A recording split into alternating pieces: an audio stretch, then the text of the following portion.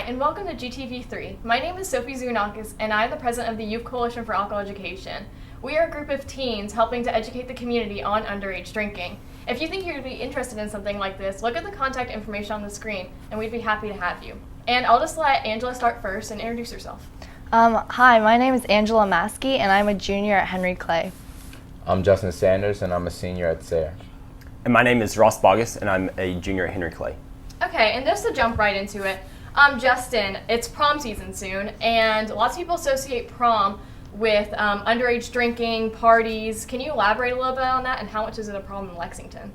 Well, in my opinion, the media puts a lot of emphasis that on prom everybody drinks. There's always going to be an after party where there's drinking, so most people expect that they're going to be faced with a decision, and that's partially true. Some parties you will, but actually high schools report that 62% of most high schools do not drink, but on the flip side, the ones that do kind of do it excessively. But speaking from my own experience, all I can say is I went to prom last year and I didn't drink, and you don't have to drink to have fun. It is a choice. You can still, it's not either you drink or you don't have fun, or you drink and your whole night's ruined. You can go to prom, you can have fun, you can do everything as normal without drinking. Just because people say you have to doesn't mean, that's kind of a myth that people like to touch on, but you can talk about myths. Yeah, and I would say that the two people beside you, they can also attest to that because they're probably going to prom too, and I'd say you guys can abide by the same rules. Mm-hmm. And yeah, you are right, there are a lot of myths correlated with underage drinking if you want to elaborate on some of those.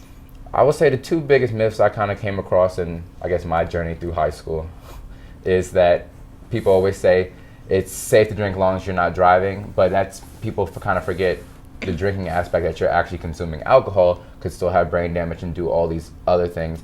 And also another myth was that it's kind of a rite of passage, and it really isn't. It's not something that you have to do because it is kind of serious, and it's not something that's just not so serious that everybody has to do to eventually become an adult or eventually take that next step.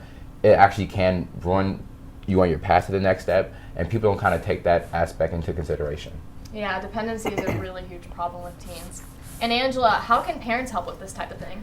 Well, there are a lot of things that parents can do to help. Like Justin mentioned, it's not just about keeping the keys away from your kid and not letting them drink and drive. Alcohol itself is very dangerous. So one major thing you can do that's really easy is just talk to your teens, talk to them about the dangers, what they should know, and parents actually have a bigger effect on their children than they think they do, even though we don't want to admit it all the time. So another thing you can do is not allow drinking in your home.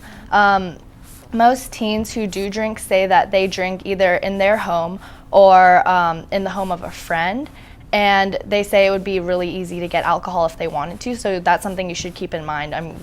We're not dumb. We can see what's around the house. And going along with that, another thing you should keep in mind is not let your kids go to parties where you know there will be alcohol served. Usually you can kind of scope that out, and you can kind of know. So you should, encourage your child to stay home or do something else instead of going out where they'll be pressured to drink. And just to get a little bit more specific, parents need to know about these underage drinking laws. Do you want to elaborate a little bit on them? Sure. Well, most adults know that it's against the law to serve alcohol to someone who is under the age of 21. But what a lot of people don't know is that even if you don't provide the alcohol and underage drinking goes on at your house, you're still legally responsible for anything that happens. So that's something you need to keep in mind, and you need to be aware of what's going on, even if you're, say, out of town or something like that. And I would say that a lot of the time, even though the teenagers are doing the wrong, a lot of time parents are in the wrong for letting their teens get access to that alcohol. Right, exactly. And for Ross, can you say anything concerning prom and binge drinking at these types of events? It's prom and comparable events like that are events that people want to celebrate, but the best way to celebrate it is to remember it. And that's one of the things that is a lot of people overlook. Yeah, that's really true. And why did you personally choose not to drink? It's one of those things that I don't want to get myself into, whether it be there's family history with things, and plus being an athlete, you don't want to cut off your potential. So. Yeah, like Angela, would you want to say why you don't choose not to drink? Well, for one, I'm an athlete. I'm on the track team, and I definitely don't want to have drinking for one night hold me back from improving. And then just in other aspects of my life, I want to be able to maintain that sort of integrity and be able to be upfront with people and just enjoy high school without having to